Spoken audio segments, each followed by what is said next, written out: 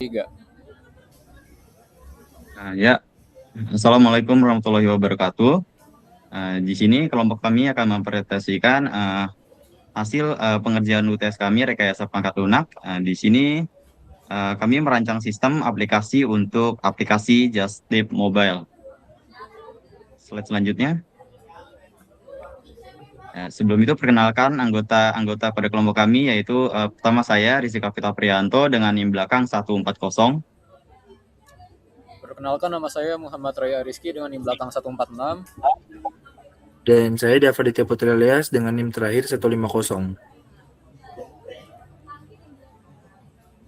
Ya, pasti kita pernah ingin membeli suatu barang dari luar kota maupun luar negeri, tapi di sini terhalang oleh ongkir yang mahal dan juga jasa titip yang tidak resmi. Jadi untuk masalah ini ekosistem seperti Just Tip konvensional masih sangat berantakan. Transaksi transaksi tersebut masih tersebar di grup WhatsApp ataupun kolom komentar di Instagram. Jadi tidak ada standar harga yang tetap dan juga pelacakan pasar yang tidak jelas dan juga memiliki resiko keamanan yang tidak terjamin. Oleh karena itu, pada aplikasi Just Tip Mobile kami ini hadir sebagai solusi. Target audiens kita ini jelas. Yang pertama ada buyer, yaitu sebuah individu yang membutuhkan suatu barang yang spesifik tetapi tidak bisa datang langsung ke lokasi.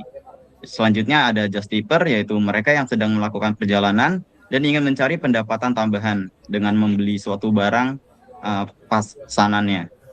Jadi tujuan kami adalah ingin membangun sebuah ekosistem digital yang terpusat, transparan, dan juga aman bagi kedua belah pihak. Jadi secara fungsional ini, Buyer ini mendeskripsikan produk yang mereka mau, sementara untuk just tipper bisa mengeksplorasi permintaan tersebut berdasarkan lokasi perjalanan mereka, dan juga pada semuanya terintegrasi dalam satu platform tanpa memerlukan perantara pihak ketiga yang dominan. Jadi inilah esensi dari marketplace peer-to-peer yang akan kami kembangkan. Slide selanjutnya. Jadi untuk solusi dan fitur unggulan pada slide ini yaitu di sini bagaimana kami ini mewujudkan solusi tersebut. Jadi kami akan merancang Just Tip Mobile menggunakan teknologi terkini. Jadi untuk pada sisi kliennya tersendiri, kami akan menggunakan React Native agar aplikasi bisa berjalan mulus di Android maupun iOS dengan satu basis kode. Dan juga untuk backend-nya tersendiri, kami mengandalkan Node.js yang di sini ringan dan scalable dan juga dengan menggunakan PostgreSQL. Dan juga untuk menjaga integritas data transaksionalnya. Nah, selanjutnya ini ada fitur yang paling penting yang ada pada aplikasi Just Tip ini yaitu role switcher. Jadi pada aplikasi marketplace lain biasanya kita harus memiliki dua akun yang berbeda untuk sebagai penjual dan juga sebagai pembeli. Namun pada aplikasi kami yaitu Just Tip Mobile pada sini hanya memerlukan cukup satu akun. Sehingga pada penggunanya tersendiri bisa berpindah peran secara instan dari buyer maupun just tipper. Jadi di sini sistem hanya perlu memperbarui field current role di database melalui API sehingga ketika pengguna membukanya UI aplikasi akan menyesuaikan fungsinya tersebut. Dan juga selain role switcher, di sini kami juga akan menyertakan sistem binding.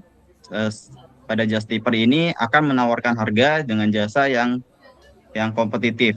Dan juga agar pengguna tidak ketinggalan informasi, kami juga mengintegrasikan Firebase Cloud Messaging. Jadi untuk setiap tawar-menawar yang baru dan status pemesanan yang berubah, pada notifikasi akan langsung muncul pada smartphone pengguna secara langsung. Oke, selanjutnya akan dilanjutkan oleh rekan saya. Oke, selanjutnya di sini mari kita bedah nih logika interaksinya melalui use case diagram. Dimulai dari autentikasi. Jadi, alur itu dimulai start saat pengguna memilih untuk login atau register. Pengguna memberikan input berupa email dan password. Nah, habis itu backend tuh akan melakukan validasi kredensial nih terhadap database. Jika kredensial salah, maka pengguna ditolak. Jika valid, sistem akan menggenerate token, misalnya JWT atau JSON Web Token, untuk manajemen sesi. Selanjutnya, token ini digunakan untuk otorisasi saat pengguna masuk ke sistem dan mengakses endpoint lainnya. Oke, next slide.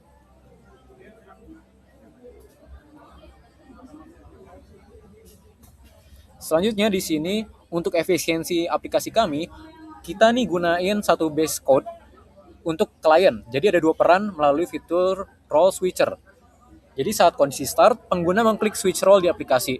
Setelah itu, klien akan menembakkan request ke API. Lalu sistem kemudian melakukan update role pengguna di sisi server. Setelah menerima respon sukses, aplikasi secara dinamis merender UI baru yang merubah state aplikasi menjadi tampilan buyer atau just tipper. Jadi dengan adanya role ini, user bisa memiliki dua role sekaligus dan tidak tersegmentasi setiap role-nya. Selanjutnya adalah use case 3, yaitu membuat request barang. Bagi buyer, alur utamanya merupakan membuat request barang. Kita mulai dari start, buyer membuka halaman create request. Selanjutnya mereka harus mengisi form spesifikasi barang dan mengupload foto referensi produk ke cloud storage. Misalkan cloud storage di sini contohnya adalah S3 AWS. Selanjutnya sistem akan mengecek apakah payload tersebut valid. Jika tidak, maka akan dikembalikan ke pengguna. Jika iya atau true, data disubmit dan backend akan menyimpannya ke database. Setelah itu, proses ditutup dengan notifikasi sukses dengan FCM atau Firebase Cloud Messaging.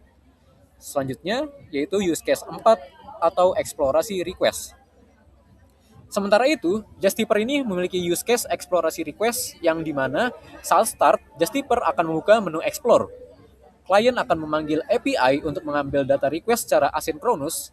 Lalu setelah itu, untuk mempermudah pencarian, Justipper dapat menerapkan parameter pencarian seperti filter lokasi, memilih request yang relevan, dan menampilkan detail barang secara spesifik. Untuk slide selanjutnya akan dilanjutkan oleh rekan saya.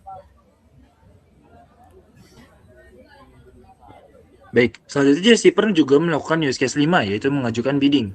Tentunya, use case ini mendeskripsikan proses di mana Justipper mengajukan penawaran harga kepada buyer.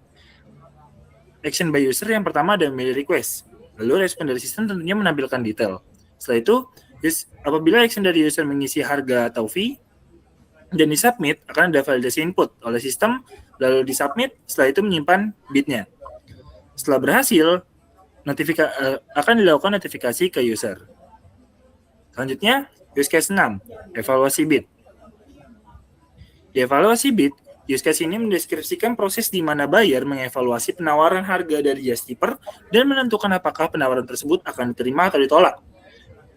Use case yang pertama adalah ketika user membuka daftar bid, lalu respon dari sistem menampilkan daftar penawaran, lalu memilih salah satu bid, setelah itu menekan accept atau reject. Apabila reject, akan ada update status bid. Apabila accept, maka akan membuat order, lalu use case selesai. Lalu use case 7, yaitu use case melakukan pembayaran. Use case ini mendeskripsikan proses di mana buyer melakukan pembayaran terhadap order yang telah dibuat dengan mengunggah bukti transfer untuk diverifikasi oleh admin. Alurnya, yang pertama ada, ketika user membuka detail order, sistem akan menampilkan informasi pembayaran. Lalu, apabila user melakukan transfer, akan ada menunggu bukti pembayaran dari sistem. Setelah upload bukti transfer, lalu sistem akan menyimpan bukti transfer tersebut. Admin verifikasi, lalu sistem menentukan status. Apabila valid, status akan terjadi paid atau telah dibayarkan. Lalu, selanjutnya ada use case 8, yaitu wallet dan payout. Use case ini mendeskripsikan proses di mana Justipper mengelola saldo dan melakukan penarikan data rekening yang telah terdaftarkan. Yang pertama, ketika user membuka menu wallet, respon by system adalah menampilkan saldo. Setelah itu, user memilih withdraw, akan menampilkan form, lalu mengisi nominal dan rekening, validasi data, submit payout, dan menyimpan permintaan. Setelah admin verifikasi, apabila disetujui, maka dana akan diproses. Selanjutnya adalah case diagram.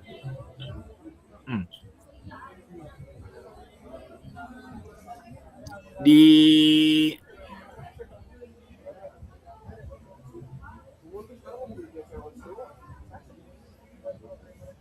Di kelas diagram, sistem memiliki 6 tabel inti. Yang pertama ada user. User menyimpan profil, password hash, dan juga current role. Lalu ada wallets yang terhubung dengan user untuk data saldo dan skipper. Yang ketiga ada request, ini buat oleh buyer, berisi rincian barang, dan juga buyer ID. Lalu ada bits, yang dilakukan oleh JustTipper ke specific request, seperti item price ataupun JustTip fee. Lalu ada orders. Orders itu terbentuk jika bit diterima, digunakan untuk melacak status, bukti bayar, dan juga resi. Dan yang terakhir ada payouts. Riwayat penarikan dana ke rekening JustTipper.